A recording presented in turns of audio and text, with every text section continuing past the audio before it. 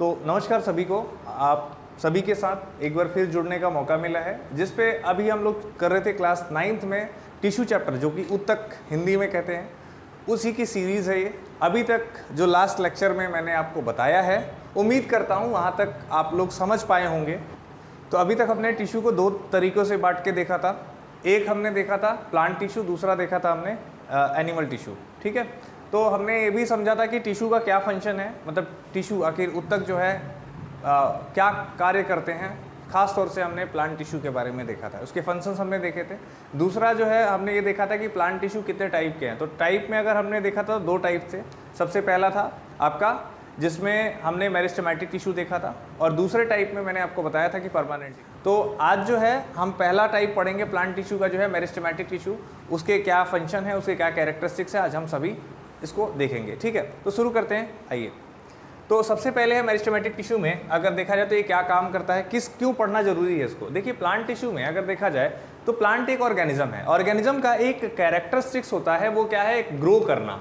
ठीक है, यानी कि ऑर्गेनिज्म जो लिविंग है, तो लिविंग ऑर्गेनिज्म कुछ सर्टेन फंक्शन करते हैं या सर्टेन लाइफ प्रोसेस से क्या करते हैं, गुजरते हैं। तो उनमें जो है ग्रोथ एक नेचुरल फिनोमिना है। सभी चाहे वो प्लांट हो चाहे वो एनिमल हो, वो दोनों क्या करते हैं, दोनों ग्रो करते हैं। ठीक है, तो कहने का मतलब यही है कि यानी कि प्लांट भी ग्रो करते हैं। तो कहाँ से ग्रो करते हैं बेटा, प्लांट की पत्तियां बढ़ती हैं, उसकी हाइट बढ़ती है। ठीक है, तो ये सारी चीज़ें जो ग्रोथ जो होती हैं प्लांट में, ओवरऑल जो स्ट्रक्चरल ग्रोथ होती है, वो किसके कारण होती है। तो यहाँ पे हम मेरिस्टेमेटिक टिश्यू को पढ़ेंगे, जो कि ग्रोथ कराने में बहुत हेल्पफुल होता है प्लांट में। ठीक है, तो सबसे पहले अगर देखा जाए तो मेरिस्टेमेटिक टिश्यू में ये कहाँ मिलेगा बेटा, तो इसको हिंदी में कहते हैं विभज्योतक उत्तक। मैंने अभी भी कहा है कि भाई जो भी हिंदी मीडियम के छात्र मेरे से जुड़ रहे हैं या जो भी देख रहा है इस लेक्चर को, तो कहने का मतलब क्या है, उसे ये ना लगे कि सिर्फ और सिर्फ इंग्लिश मीडियम का मटेरियल ही हमें मिलेगा। मैंने इसको हिंदी में भी रखने का पूरा प्रयास किया है, ताकि जो भी मीडियम है उसे कोई फर्क ना पड़े, यानी बाइलिंगुअल एक तरह से चीज़ों को, कंटेंट को परोसा जा रहा है। तो आखिर मेरिस्टेमेटिक टिश्यू कहाँ पाया जाता है, तो बेटा ये पाया जाता है एपिसिस पे, एपिसिस ऑफ और tips of the roots and stems. तो कहने का मतलब क्या है, मेरिस्टेमेटिक टिश्यू कहाँ पाया जाएगा, एपिसिस पे। एपिसिस को हिंदी में कहते हैं सीड्स। जैसे अगर मैं बात कहूँ, ये क्या है, ये एक मान लीजिए एक प्लांट है, तो इस प्लांट का जो टॉप और बॉटम वाला है, ये क्या है, एपिसिस कहलाएगा। ठीक है, इसका अगर मान लीजिए कोई ब्रांच है, तो ब्रांच में जो है ना, इसके भी ब्रांच में भी ये एपिसिस कहलाएगा। इसके साइड में लीव्स निकलती हैं, तो लीव्स भी क्या होती हैं, लीव्स भी मतलब एक तरह से ग्रो करती हैं। तो जहाँ जहाँ मतलब जैसे चाहे आप टॉप की बात कीजिए, बॉटम की बात कीजिए, लेटरल बात कीजिए, तो कैसे भी अगर देखा जाए तो कहने का मतलब क्या है, इन सबके एपिसिस होते हैं, वहाँ क्या होता है, मेरिस्टेमेटिक टिश्यू पाया जाता है। तो बेसिकली हम देखेंगे मेरिस्टेमेटिक टिश्यू में कहाँ बताया मैंने आपको, एट एपिसिस और टिप्स ऑफ द रूट और स्टेम। ठीक है, स्टेम किसे कहते हैं, तने को कहते हैं। रूट किसे कहते हैं, जड़ को कहते हैं। तो जाहिर सी बात है विभज्योतक उत्तक पौधों के निम्न भागों में पाया जाता है, और जहां से पौधे ग्रो करते हैं ना, वृद्धि करते हैं, जहां से उनकी चीजें बढ़ती हैं, तो उसे हम वृद्धिमान बिंदुएं कहते हैं। जैसे कि जड़, तना, शाखा, ये सब क्या है, यही तो चीजें पौधे में ग्रो करती है ना। तो जाहिर सी बात है, इसे हम क्या कहेंगे, इसे हम कहेंगे वृद्धिमान बिंदुएं। यानी कि जो पौधे हैं उनकी वृद्धिमान बिंदु कौन कौन से हैं, जड़, तना और शाखाएं। ठीक है, आगे देखते हैं। जैसे अगर मेरिस्टेमेटिक टिश्यू की बात करूं तो इसके कुछ कैरेक्टरिस्टिक्स हैं। अब वो कैरेक्टरिस्टिक्स समझने के लिए जैसे यहाँ देखिए जरा, जैसे कि सबसे पहले अगर इसकी विशेषताओं में बात करूं तो जो मेरिस्टेमेटिक टिश्यू है ना, ये एक तरह से लिविंग सेल से बना है। मतलब क्या है, ये एक तरह से जीवित कोशिकाओं का समूह कहा जाता है इसे। ठीक है, यानी कि इसमें जो भी, देखिए टिश्यू किससे बना है, सेल से बना है। आपने जो फ्लो चार्ट आपने देखा होगा, सेल से टिश्यू, टिश्यू से ऑर्गन, ऑर्गन से ऑर्गन सिस्टम, ऑर्गन सिस्टम से बॉडी, बॉडी से ऑर्गेनिज्म। यानी कि हमने पढ़ा हुआ है कि कोशिका से क्या बनता है, तो कोशिका से आपका एक तरीके से उत्तक बनते हैं, उत्तक से अंग बनता है, अंग से अंग तंत्र बनता है, और अंग तंत्र से एक तरह से क्या बनता है, एक पूरा एक बॉडी बनती है, यानी कि शरीर बनता है, और उस शरीर से एक जीव की पहचान होती है, एक जीव आता है बाहर। ठीक है, तो कहने का मतलब क्या है, यानी इसी में अगर देखा जाए तो जो मेरिस्टेमेटिक टिश्यू है वो भी किससे बना है, तो जाहिर सी बात है टिश्यू सेल से बना है, तो ये भी सेल से ही बना होगा। तो इसके जो सेल है ना, वो मोस्टली किसके हैं, वो सारे लिविंग सेल हैं, डेड सेल नहीं है इसमें। अगला जो पॉइंट आता है कि इसमें कोई भी इंटरसेलुलर स्पेस नहीं पाया जाता है। अब क्या होता है इंटर सेलुलर स्पेस, हिंदी में इसे अंतर कोशिकीय स्थान कहते हैं।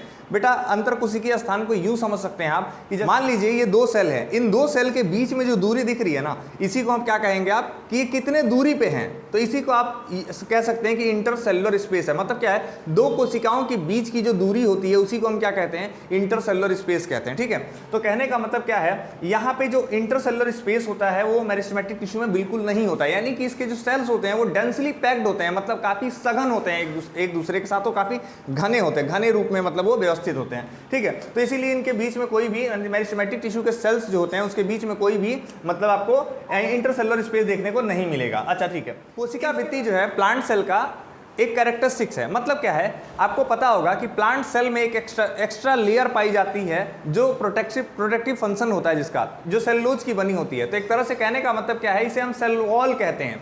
तो भाई मेरिस्टेमेटिक टिश्यू की जो सेल वॉल होती है वो सेलुलोज की जो बनी होती है, उसका जो वॉल होता है यानी कि सेल वॉल जो है वो पतले होता है, पतला मतलब थिन होता है। ठीक है, आगे देखते हैं जरा।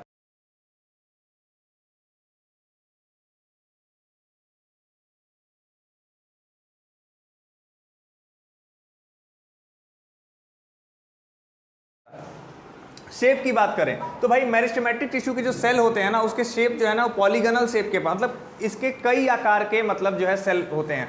मतलब कोई ये हो सकता है कि इसका जो मेरिस्टेमेटिक टिश्यू के सेल हैं, हो सकता है वो ओवल हो सकता है वो रेक्टेंगुलर हो, मतलब ये पॉलीगनल बहुभुजाकार है ये, मतलब इसका कोई आकार मतलब आपको अगर देखा जाएगा तो बहुत सारे आकार में पाया जाता है। ठीक है, तो यहाँ पे लिखा है एक और पॉइंट है, यहाँ पे कंटेन्स फ्यू और नो वैक्यूल, मतलब इसमें कोई वैक्यूल नहीं पाया जाता है। अब आपको समझाना मुझे ये है कि ये वैक्यूल क्या है। देखिए जो भी टर्म्स यहाँ पे यूज हुए हैं ना, अगर आप बिल्कुल भी उसको नहीं समझते हैं, उसका अर्थ नहीं समझते, तो मेरा यकीन करिए कि आपकी समझ विकसित नहीं हो सकती। ठीक है, हर चीज़ का एक अर्थ है और वो कहीं ना कहीं उसे हमें समझना साथ साथ पड़ेगा।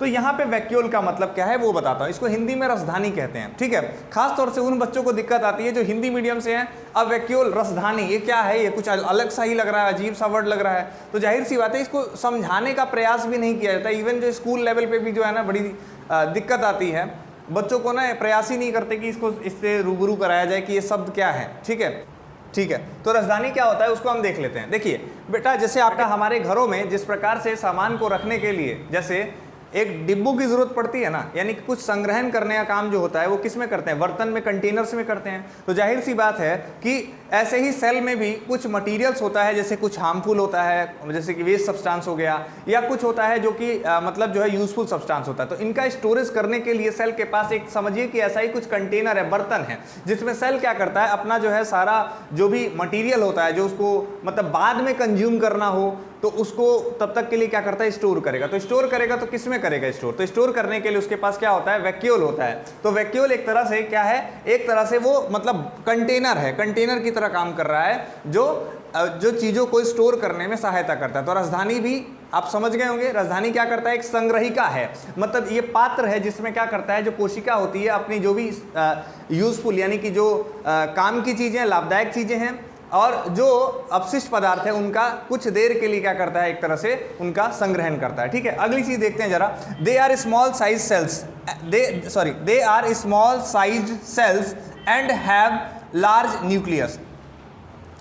अब देखिए यहाँ पे इसका क्या मतलब है। ठीक है, कि जो मेरिस्टेमेटिक टिश्यू के जो सेल होते हैं ना, मेरिस्टेमेटिक टिश्यू के जो सेल होते हैं वो काफ़ी छोटे आकार के होते हैं और इनका जो न्यूक्लियस का साइज होता है वो कंपैरेटिवली बड़ा होता है। तो इसीलिए मतलब जैसे नॉर्मली जो सेल का अगर मैं बात करूं तो सेल में जो आपका न्यूक्लियस होता है, ठीक है, तो न्यूक्लियस जनरली सेंट्रली लोकेटेड होता है, थोड़ा स्मॉल साइज का देखने को मिलता है। ठीक है, तो मेरिस्टेमेटिक टिश्यू के जो सेल होंगे ना उसका न्यूक्लियस होगा वो बड़े साइज का होगा। ठीक है, अब आगे देखते हैं कि अगला जो पॉइंट लिखा हुआ। अच्छा एक बात और बताता हूँ, यहाँ पे आपको ना थोड़ा सा आपको जो है फ्लैश जैसा चमकता हुआ दिखेगा, रिफ्लेक्शन के कारण यहाँ पे आपको दिक्कत आ रही है, इसके लिए माफ़ी चाहूँगा।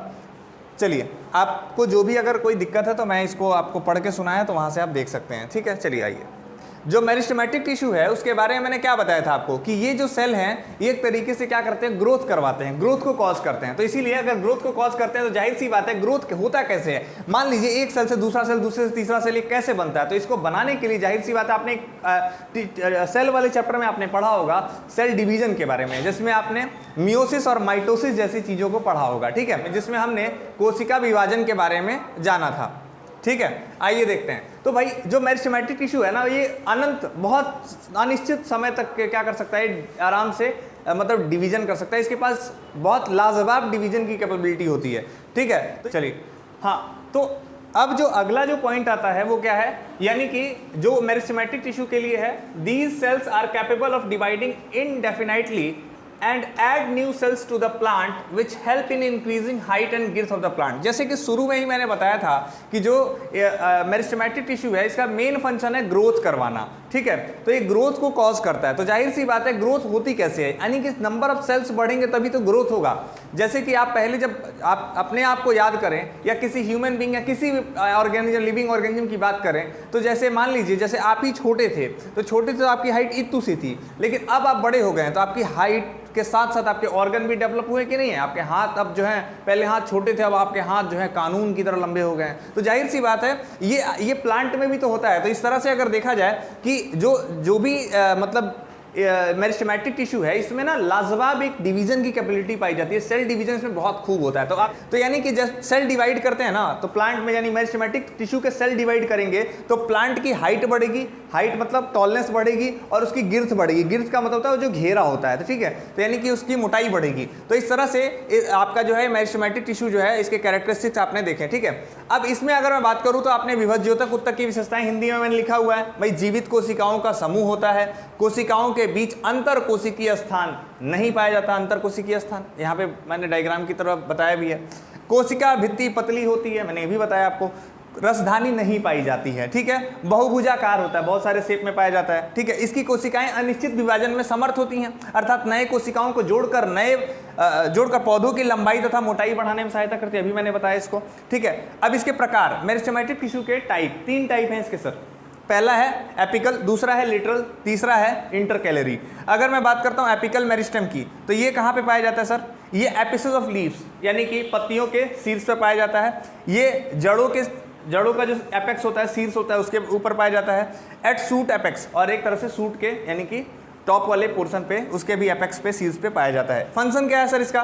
तो एपिकल मेरिस्टेम का फंक्शन है एक तरह से ये हाइट बढ़ाता है प्लांट का, और दूसरा ये एक तरह से लेंथ बढ़ाता है रूट्स का, यानी कि जड़ों की लंबाई बढ़ाता है और प्लांट की लंबाई बढ़ाता है। तो मैं उम्मीद करता हूं कि इतनी सारी चीज़ें आपको बहुत अच्छे तरीके से समझ आ गई होंगी। भी अगर आप सुझाव या कोई भी आपका डाउट हो या कोई भी बेहतरीन चीज़ें जो आपको लगी वो उसको शेयर कर सकते हैं आप उसको कमेंट करके बता सकते हैं। ठीक है, आपको आने वाले सीरीज़ में आपको इसी का अगला जो पार्ट आएगा, जिसमें हम जानेंगे किस तरह से लेटरल मेरिस्टेम के बारे में, इंटरकैलरी मेरिस्टेम के बारे में, तो उसमें आपको पता चलेगा। ठीक है, तो फिलहाल के लिए मैं इसको यहीं पे रोकता हूँ इस सेशन को, और आज के लिए इतना ही।